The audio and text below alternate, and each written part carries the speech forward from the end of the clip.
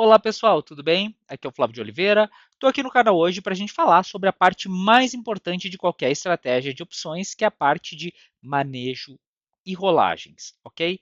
Eu digo isso porque o manejo, basicamente, para quem não sabe, é a estratégia que o investidor usa para reposicionar as opções dele para uma nova realidade de mercado. E eu não tenho a menor dúvida que o investidor que não domina essa técnica tem uma chance substancial de quebrar no processo de operar opções, principalmente em mercados como esse que a gente está vivendo, que são tão incertos. A ideia aqui não é falar de forma ampla sobre várias modalidades de manejo, mas sim trazer para vocês a metodologia que eu utilizo na minha conta pessoa física. Então, sem mais delongas, vamos ao que nos interessa.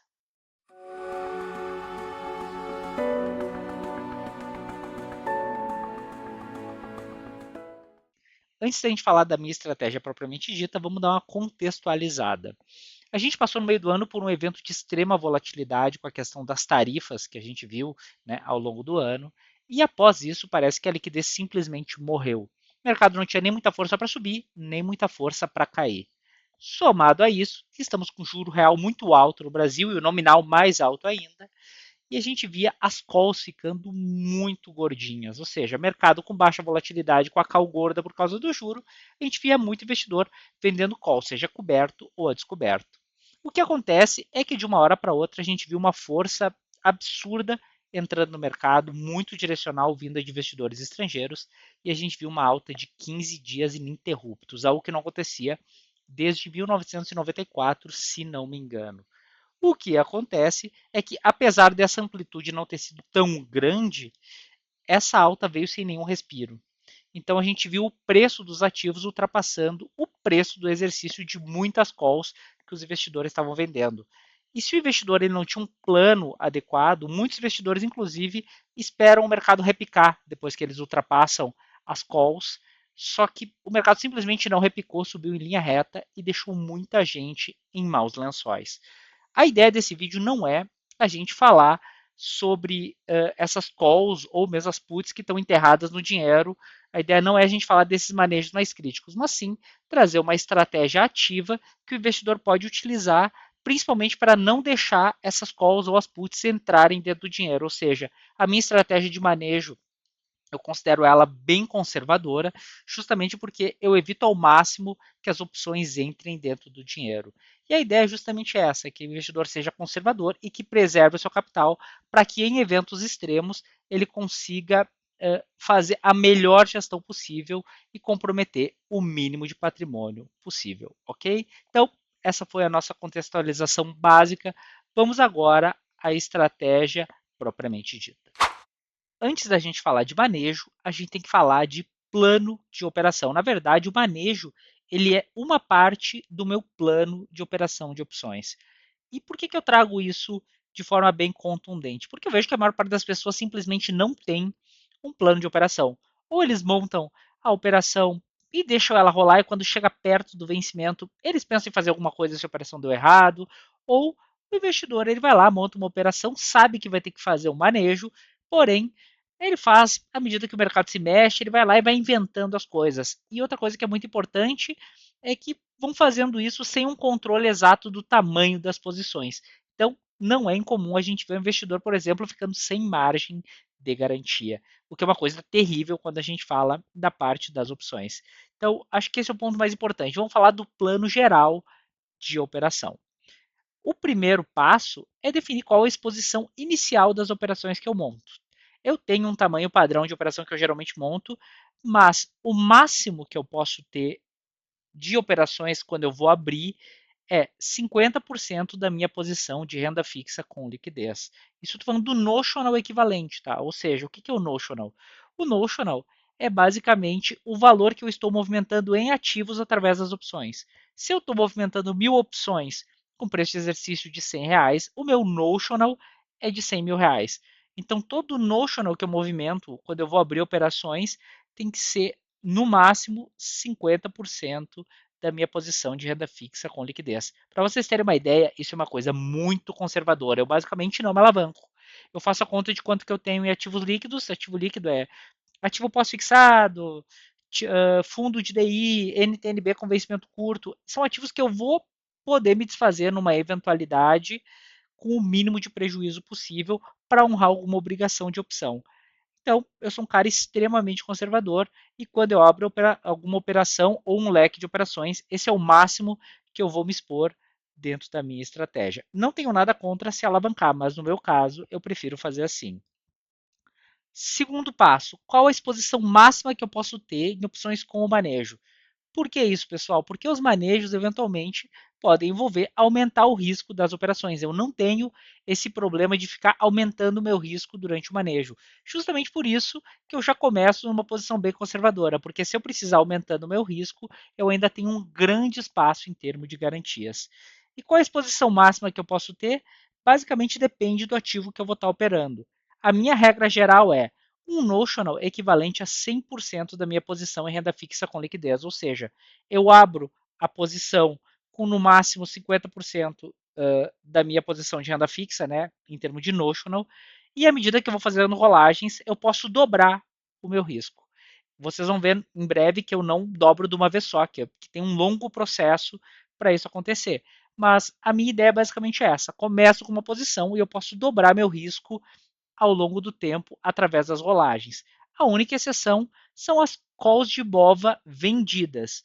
Por quê, gente? Porque eu tenho uma carteira diversificada, tenho fundos de ações, tenho ETFs, e todos eles têm uma correlação bem razoável com BOVA, né? Porque são estruturas diversificadas.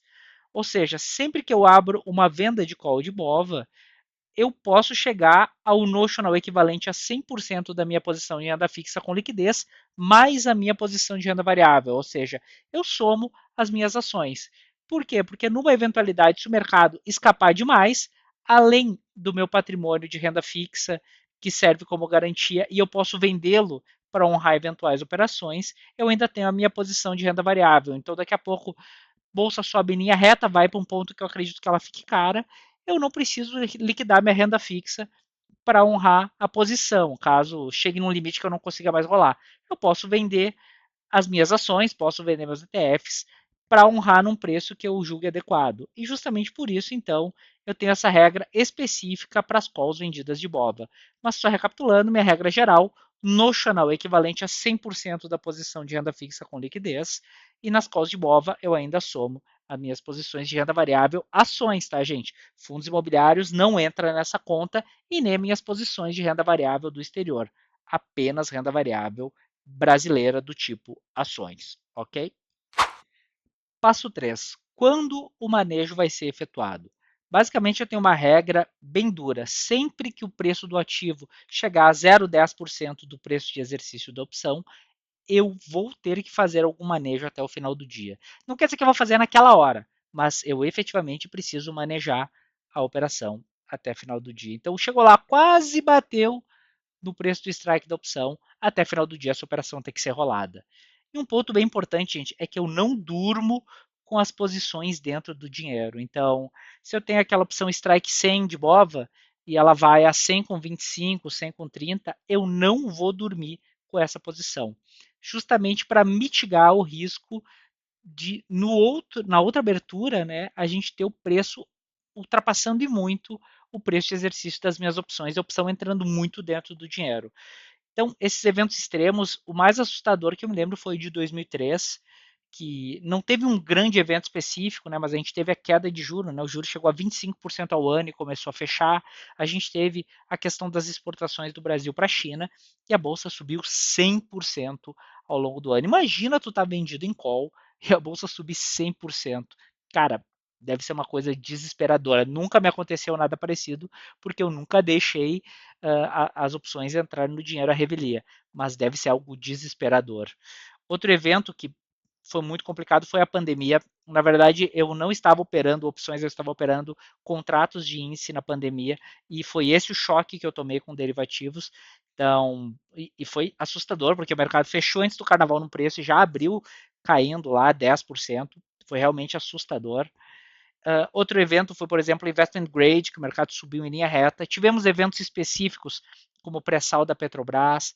Então, pessoal, é justamente por isso que eu sou tão conservador, como eu mostrei para vocês ali atrás, porque 95% do tempo o mercado ele vai se comportar de uma maneira racional, não vou dizer racional, mas um pouco mais previsível, vai lateralizar depois do tempo, não vai cair demais, não vai subir demais, mas tem aquele 5%, né, da curva de sino que o mercado vai subir demais ou cair demais e nunca mais vai voltar ou vai demorar muito para voltar.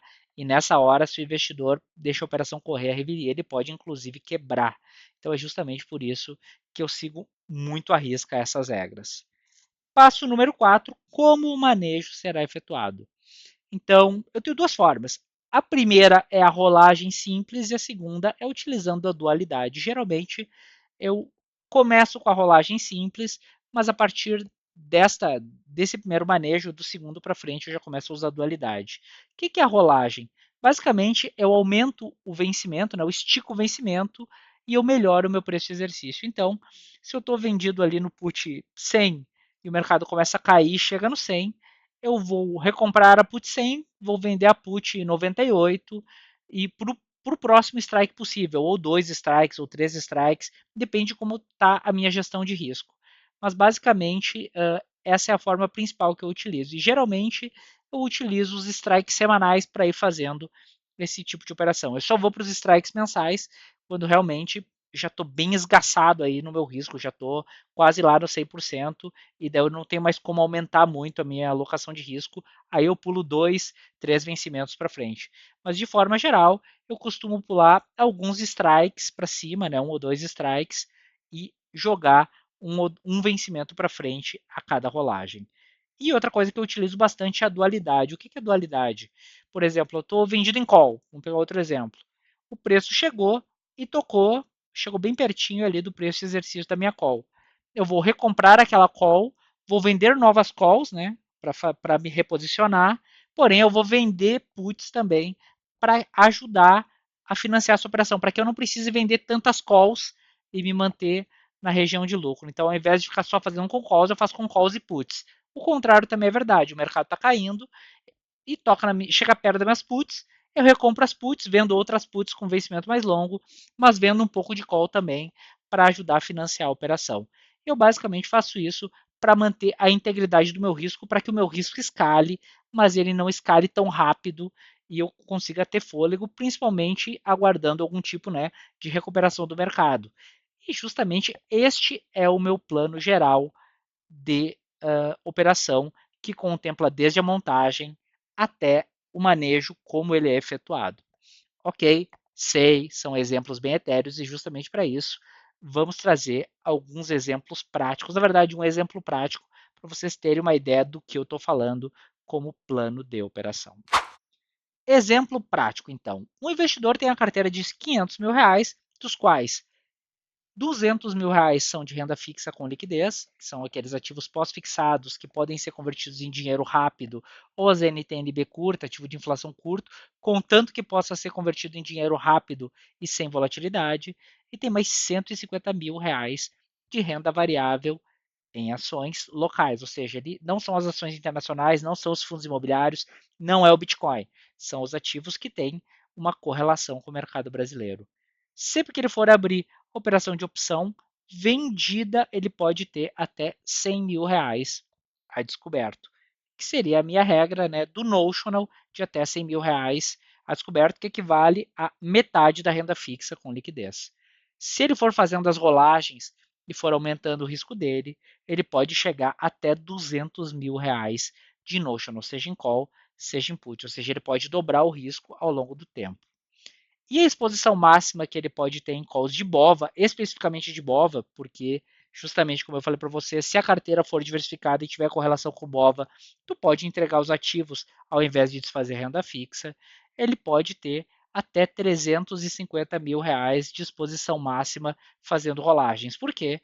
Porque é os R$ 200 mil de liquidez mais os R$ 150 mil de renda variável em ações. E aqui, para a gente finalizar, alguns pontos de atenção que eu acho muito importantes sobre operações com opções, sobre isso que a gente falou, sobre manejo e planejamento. Primeiro ponto, gente, planeje as garantias com antecedência. Sempre que faça um plano, contemple como vai funcionar as garantias, seja fazendo as rolagens, como eu falei, seja deixando o mercado ultrapassar o preço do strike das opções. O ponto é, tenha garantia suficiente para executar a sua estratégia. Tem um ditado que eu concordo parcialmente no mercado, que é quem tem garantia não paga a conta. Eu não concordo 100% com isso, porque eu acho que tem um momento que simplesmente o investidor ele tem que parar. Agora, é melhor a gente parar porque a gente planejou parar em determinado ponto do que a gente parar porque não tem mais garantia para segurar a operação. Até porque quando isso acontece é porque a tua conta já está com uma perda patrimonial substancial. Então, primeiro ponto de atenção, gente, no plano de vocês contemple todas as garantias que vão ser necessárias para executar de ponta a ponta a operação. Segundo ponto, monte um planejamento que não tire seu sono. Quando o mercado está muito direcional para cima ou para baixo ou qualquer outra coisa, começa a surgir muito assunto, principalmente na mídia especializada, e é muito fácil o investidor se contaminar, porque tu já está numa posição perdedora, já está desconfortável, está lendo um monte de coisas, então tome posições que não vão tirar teu sono. Não precisa necessariamente estar sempre dormindo tranquilo, que nem o bebê, mas tenha certeza que não vai despiroquear, não vai se perder no meio do caminho, que vai conseguir manter a sanidade com a estratégia que está sendo utilizada. Quarto ponto de atenção, não improvise, né, gente? Então, tenha um planejamento. Não desfaz esse teu planejamento que tu fez com a cabeça fria no momento que tu tá de cabeça quente. Não tenta tirar coisa da cartola, não inventa. Segue o teu planejamento de ponta a ponta. E sempre que encontrar uma brecha no planejamento, cara, e é super normal isso acontecer quando a gente está iniciando o mundo das opções, quando a gente está desenhando a nossa estratégia, às vezes acontece alguma coisa que está um pouco fora do que a gente esperava.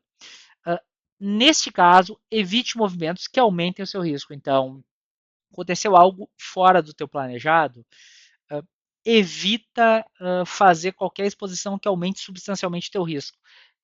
Conduz a operação conforme o planejamento, mas tenta manter o risco mais parecido com o risco atual possível. E depois que a operação for encerrada, volta para a prancheta e tenta acrescentar no teu planejamento o que tu poderia fazer numa situação como aquela que tu não esperava. Então, considera essa operação que tu não imaginou que poderia acontecer dentro de um novo planejamento, porque na próxima operação que tu fizer, esse ponto a descoberto da tua estratégia, ele vai efetivamente estar coberto. E se descobrir um outro, faz a mesma coisa. Não é anormal descobrir um ou dois pontos dentro da tua estratégia que tu não esperava. Agora, geralmente, depois que tu cobra esses dois pontos, dificilmente a gente acaba encontrando o terceiro. É mais no início, na montagem de estratégia, que a gente acaba sendo surpreendido por isso.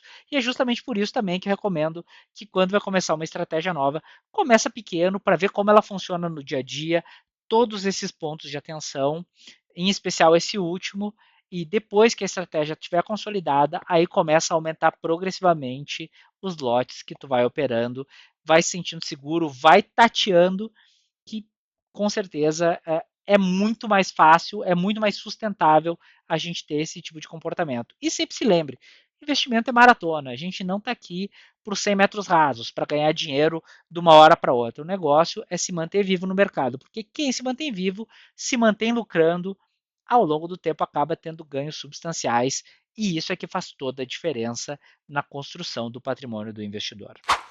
Então esse foi o nosso vídeo de hoje, espero que tenham gostado. Se gostaram, não esquece, like aqui embaixo, assina o sininho das notificações e segue a gente aqui no canal, ok?